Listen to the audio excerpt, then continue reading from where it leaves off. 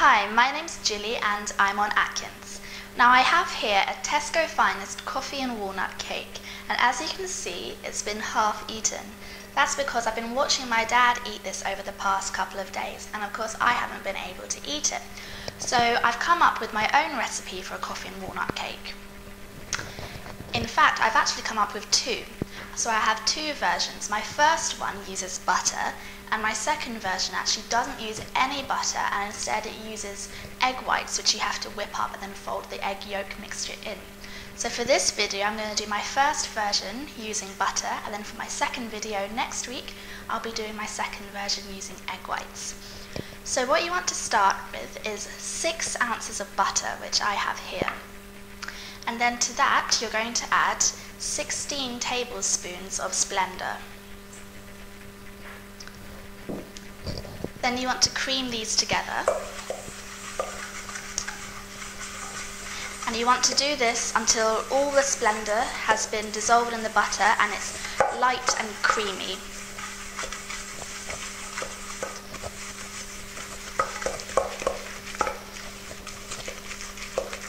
So this shouldn't take too long.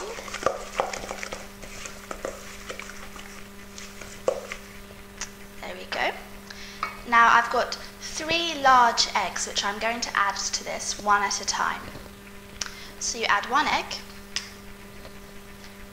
and then for my flour I have a mixture of 1.5 ounces of soya flour, 1.5 ounces of ground almonds, and 2.5 ounces of carbose flour, which I've mixed all together.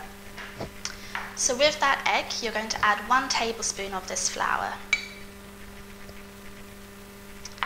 Then also I'm going to add 1.5 teaspoons of baking powder, which is quite a lot because when you're using carbose flour you have to actually use more baking powder than you would usually with normal flour. And I'm also going to add a pinch of salt. And then beat this all in.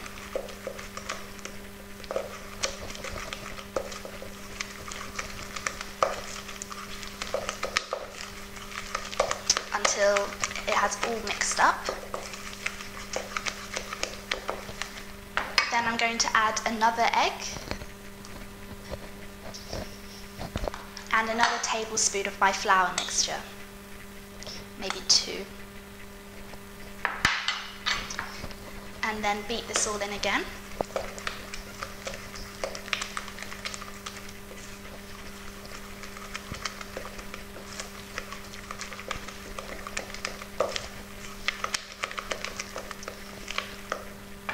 And then do the same again with your third egg.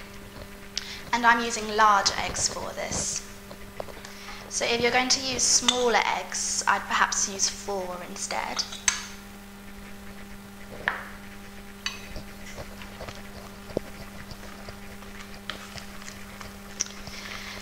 And before you do this, you're going to want to preheat your oven to 170 degrees, which is quite a low temperature because you want to, when you're using carbose flour, you're going to have to bake at a lower temperature for a longer time.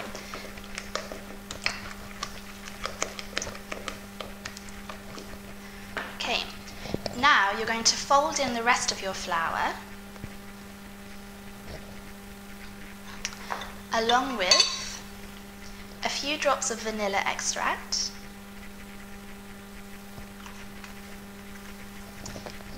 and about 3 tablespoons of really strong coffee. Now I use coffee that is used in a cafetiere, but I just make it in a mug, so that way you've still got some of the coffee granules in there. So I quite like having a little bit of the granule kind of texture. But you can use just instant coffee or whatever kind of coffee you like. You can even use an espresso or even just coffee extract. And then stir this all in. You may find you want to add more coffee, or you may find that this is too much. It depends completely on your taste, but I really like coffee, so I like to put quite a bit in.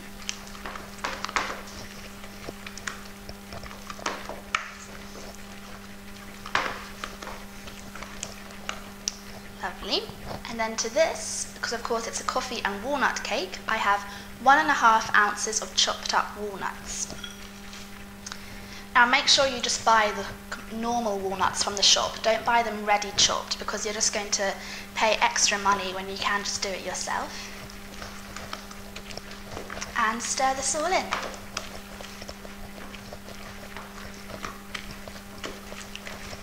And that's it. It's so easy. It's just a one-pot dessert. You don't need any extra bowls. And then you take 2 cake tins, which I have buttered, and just pour the mixtures into them.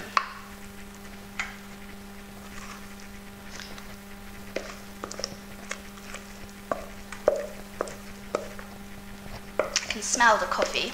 It smells really yum. And really, this tastes almost exactly the same as the Tesco Finest one. Only it's low calorie, low carb, low fat, sugar free. So it won't make you fat. Unless you eat the whole thing. There we go. And then just smooth it all down.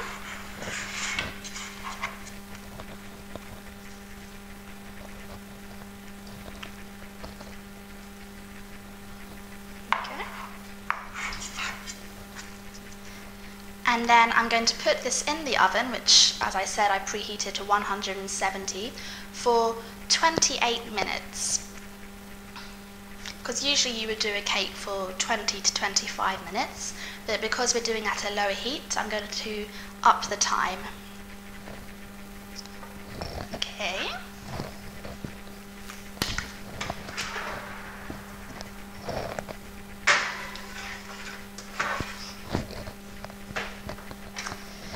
Now, I made one of these yesterday, so I have one ready here to be iced.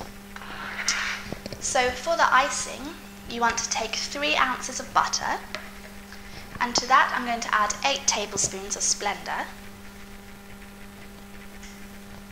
And again, with my coffee, this time just a couple of tablespoons.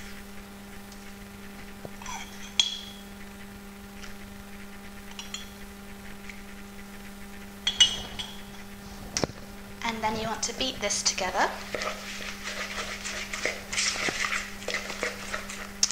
It's a good idea to let your butter get to room temperature, because then it's much easier to beat.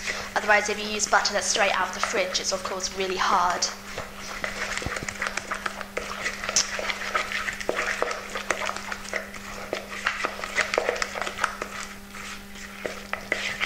Okay, brilliant. Now this will make enough to put in between your 2 cakes and also on top of your cake. And so I'm going to put half on one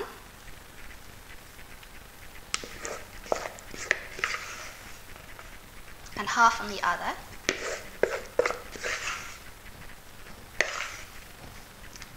And I'm just going to spread this out.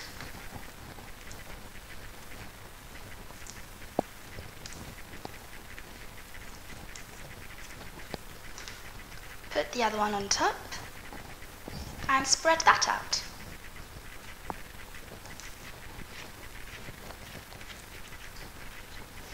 And it's as easy as that.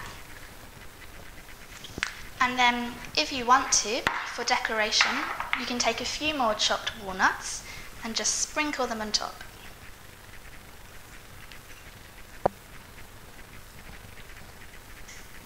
And there we have it. A low-carb, sugar-free, low-calorie, low-fat coffee and walnut